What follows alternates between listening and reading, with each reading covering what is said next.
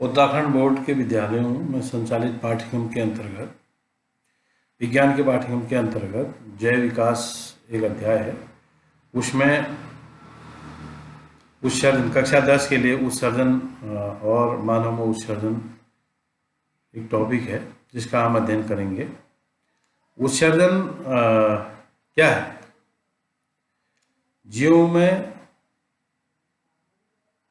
पादपों द्वारा प्रकाश संश्लेषण की क्रिया के माध्यम से ऑक्सीजन बनता है तथा श्वसन क्रिया के माध्यम से कार्बन डाइऑक्साइड का निष्कासन किया जाता है।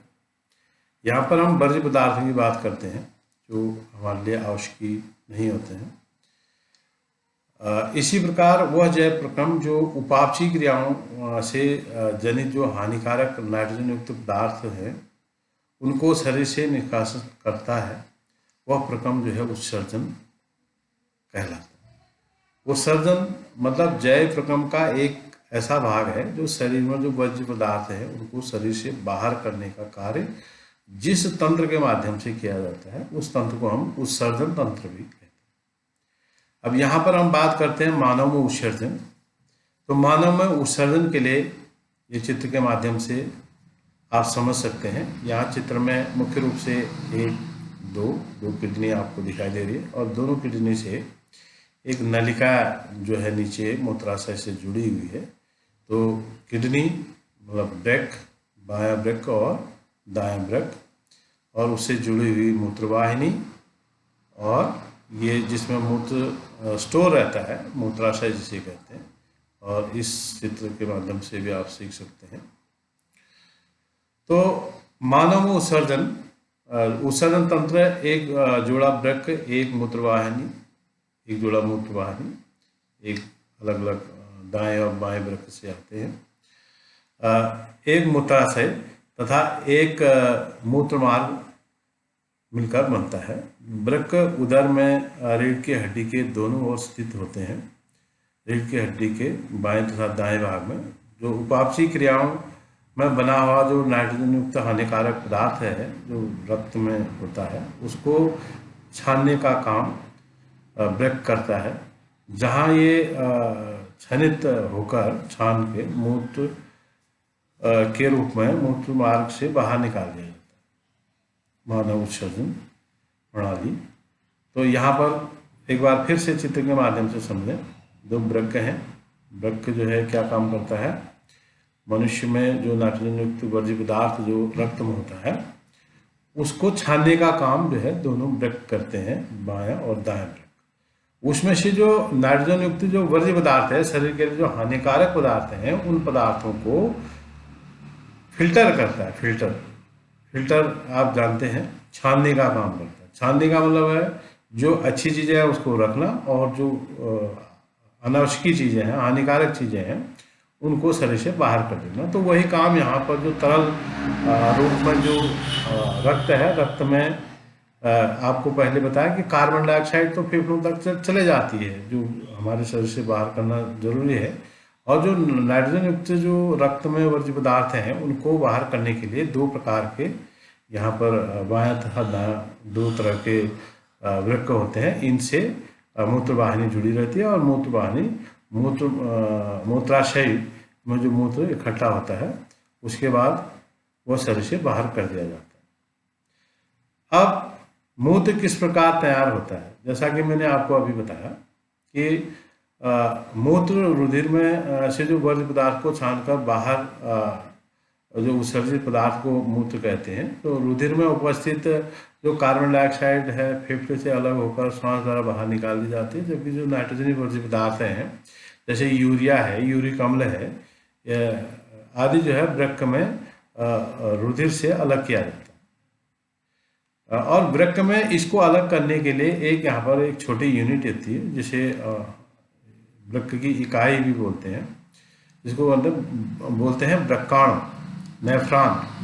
नेफ्रॉन जो किडनी है वृक्क की सबसे छोटी इकाई है। ये समझिए कि जैसे एक छलनी में जो छिद्र होते हैं, कई छिद्र होते हैं उसमें, उन छिद्रों के माध्यम से कोई चीज़ फिल्टर होती है, ऐसी एक वृक्क में कई प्रकार के ऐसे एक पूरी यूनिट होती है जिसे जो वर्ज्य पदार्थ है और छानने का काम करते हैं, तो उनको बोलते हैं वृक्काणु, या अंग्रेजी में नेफ्रॉन उसको बोला जाता है।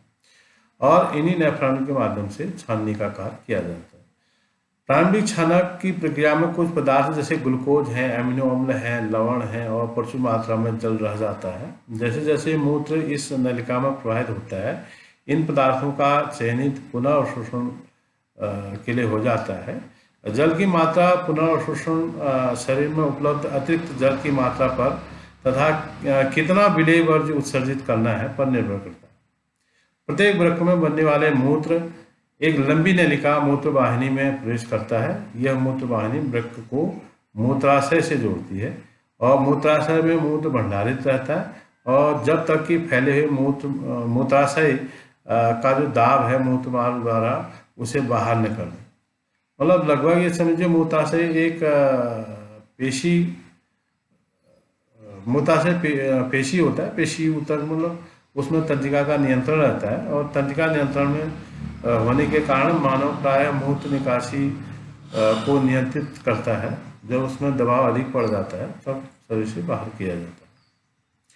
जैसा कि अभी मैंने वही बात की थी, वृक्काणु नेफ्रॉन, यह उसकी एक संरचना है।